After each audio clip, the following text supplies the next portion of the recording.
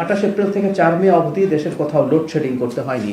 জ্বালানি মজুদ 2 মেতে diesel 2,34,965 metric ton, octane 34,734 metric ton, petrol 19,306 metric ton, furnace oil 27,302 metric ton, jet fuel 32,831 metric ton.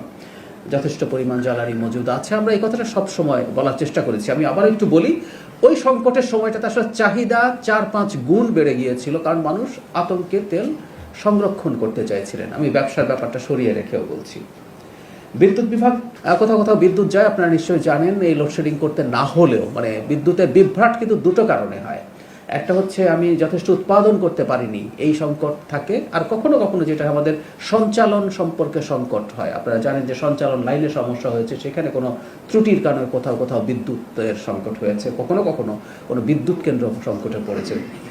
তবে আমরা এটুকু আবার একটু জনগণের উদ্দেশ্যে জানিয়ে রাখতে চাই, এটাও ইনফ্যাক্ট পুরো কৃতিত্ব আমরা সরকারের দিক থেকে না নিয়ে বলতে চাই যে এই সময়টা যথেষ্ট বৃষ্টি হয়েছে, ঠান্ডা আবহাওয়ার কারণে এই সংকটটা আমরা ফেস করিনি। কিন্তু সম্ভাবনা আমরা উড়িয়ে দেই না, আবার অনেক বেশি গরম পড়লে কিছুটা লোডশেডিং করা লাগতে পারে। কারণ হচ্ছে মধ্যপ্রাচ্য সংকটের কারণে বিদ্যুৎ উৎপাদনে আমাদের চাপ তৈরি হয়েছে। জ্বালানি সংকট, আমরা প্রচুর তরল জ্বালানির কথা বলি, ওটাও তরল এলএনজি, কিন্তু এটা পরবর্তীতে গ্যাস হয়। আমাদের যেহেতু এলএনজি নির্ভর বিদ্যুৎ কেন্দ্র অনেক বেশি আছে, এটা প্রাপ্যতারও সংকট তৈরি হয়েছে। একটা সংকটের কারণে যদি 20-25% এলএনজির সংকট হয়ে যায়, তখন আপনি টাকা দিলেও 2.5 গুণ 3 গুণ দামে কিনতে চাইলেও সবসময় পেয়ে ওঠা হবে না। সো এই ধরনের সংকট হতে পারে, আমি বলছি না যে হবেই, কিন্তু সরকার সর্বোচ্চ চেষ্টাও করবে। কিন্তু জনগণের এক ধরনের মানসিক প্রস্তুতি একটু রাখা লাগবে। আমরা গতদিন কথা বলেছি, এবং সেটা যাতে মোটামুটি সুষমভাবে বণ্টিত হয়, লোডশেডিং যদি হয়ও সেই চেষ্টা সরকার করবে।